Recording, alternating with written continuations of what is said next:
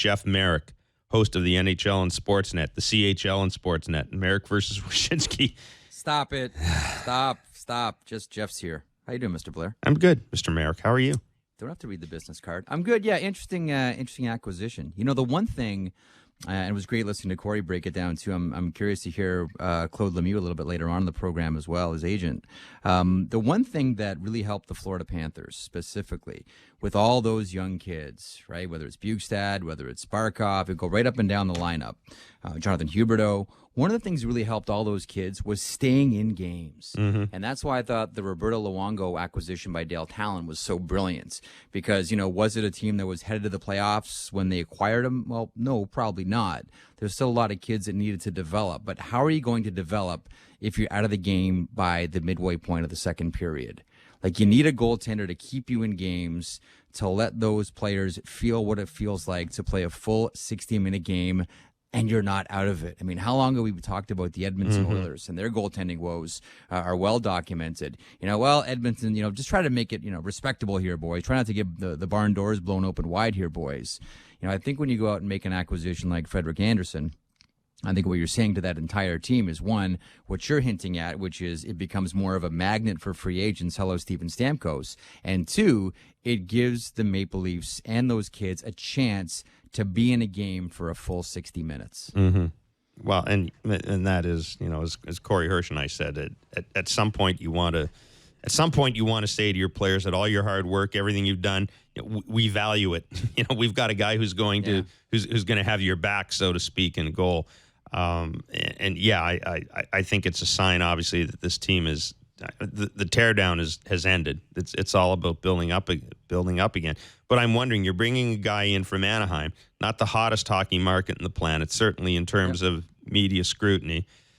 You know, one of the things I think in Jonathan Bernier's case, I don't think in some ways he ever recovered.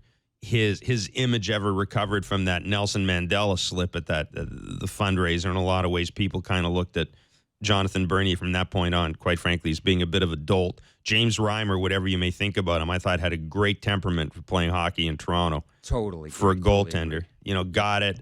Just didn't throw any fuel on any fires, be they real or imaginary. I don't know what you know about Freddie Andersen. Is he that sort of laconic, low-key guy like Reimer? Yeah, and he's someone that continually works on his game as well. He's someone that continues to refine his game as well, and he's someone that continues to adapt his game as well. As far as his personality goes, I don't know that much about him. Like, will he be able to handle the circus in Toronto? That I don't know. I mean, it's I've always described Toronto sort of as giving players enough rope to either swing or hang. Mm-hmm. And you can do one or the other. And we've seen a lot of players hang themselves in Toronto. And we've seen very few lately who've been able to roll with it and really swing. I thought your point about Reimer is a great one, that he did have that temperament to just let it all, like those Tai Chi guys in the park, just sort of let it all go past them, right? He was like that guy. Mm-hmm. He had the perfect man. Even when, you know, Carlisle was dumping on him for the Game 7 against Boston, when the whole organization he was able to come at it after every single practice, not go out the back door, face every single camera, and give people a good quote, a good interview, and a smile at the end of all of it. Reimer was outstanding that way. The thing about Frederik Andersen is now, you know, how much, because his cap hit is going to take up between 6 to 8% of the cap. The question now you ask yourself is, are the Maple Leafs going to get value for this player by way of his contract? And, you know, there's a couple of different schools of thought. There's one school of thought that says your starting goaltender should be paid just a shade lower percentage-wise than your first-line center. And there's another school of thought that says your starting goaltender should be right in between that 6 to 8% of your cap range, and that's kind of right where Freddie Andersen falls. You're paying for all of the prime years right now of Frederik Andersen. Is he Henrik Lundqvist? No. Is he Carey Price? No. But he's a top 20 goaltender in the NHL. And the other thing I would add, at least from where I sit, depending on how this thing plays out over the next 3, 4, 5 years, that might also be a deal contract you're able to move at some point down the road if you need to. If you need to, and at a certain point as well, you're going to need to address the future of the net minding situation with the Maple Leafs, that organization. I do think they do it this year. In my mock draft on our website, I had them taking Philip Gustafsson, the goaltender, at number 30. The first goalie taken in the draft, right? Yeah, I would imagine he'll still be the first goaltender taken in the draft. And, the Maple Leafs have picked number 31 as well. So I think at some point, whether it's Philip Gustafsson, whether it's Carter Hart in Everett, whether it's Evan Fitzpatrick in Sherbrooke, whether it's Tyler Parsons in London, I think this is the year the Maple Leafs will address the future of their net minding situation if they're not married to what Antoine Bibeau can do. Speaking of the draft is Friday on Sportsnet Ontario, starting at 7 o'clock. And you and Sam Cosentino will have an NHL draft chat on Facebook Live. That'll be at 1 p.m. today at facebook.com/Sportsnet. Do you anticipate any other moves as far as trading draft picks go?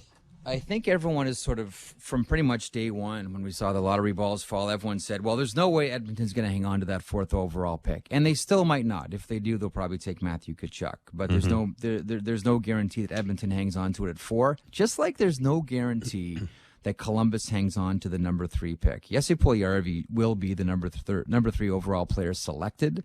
The question is whether it'll be Columbus or not who makes that pick. You could make the argument that Columbus already has an overflow of wingers. And Oliver Bjorkstrand, who was outstanding in the Calder Cup, demonstrated here comes another one. And they've brought in a lot of players for personal one-on-one time within the organization. So not just combine interviews, but flying them into Columbus. And it's some high-end guys. It's Pierre-Luc Dubois. It's Logan Brown, who comes in as well, one of the higher-ranked centers from the Windsor Spitfires. And they've also brought in players like Clayton Keller from the development program, the American kid, smallish in stature, highly creative. They've also brought in a player by the name of Jake Bean, who plays with the Calgary Hitmen. He's a defenseman, offensive wizard.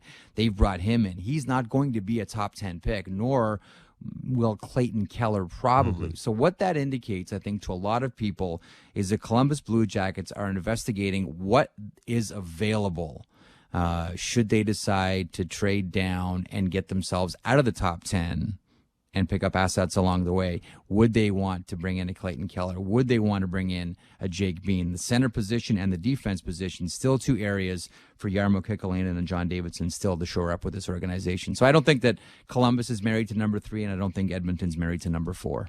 Puljujarvi's status not going to be hurt by the knee? Don't think so. I mean, we've seen players go through this before. He did have a dazzling U18 tournament as well, hat trick in the final game. He won't go to development camp, but all indications from Puljujarvi's group is that he'll be ready to go for the NHL season next year. So I don't think that it's going to hurt his stock at all, nor do I think it'll hurt him next season. Beyond Edmonton, what do you expect to see from the Calgary Flames? They're a team that kind of interests, I think, a lot of us. I think a lot of us thought that Freddie Andersen might end up there, although I understand you probably would rather trade outside your conference when you're making a deal like that. But what are you expecting from the Flames? I know they'd like a winger. I know they would love Pierre-Luc Dubois. I mean, they're looking for someone else on that left side. Or on the right side, rather.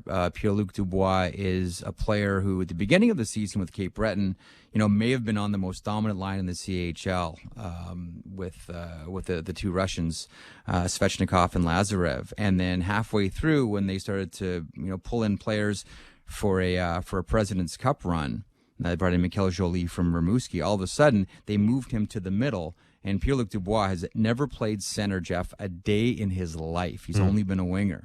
And he was fantastic. Big, strong, winning draws. It almost seemed as if this guy is a natural centerman. So they would love the versatility of having someone like Pierre-Luc Dubois. And if he's still available at number 5, no guarantee.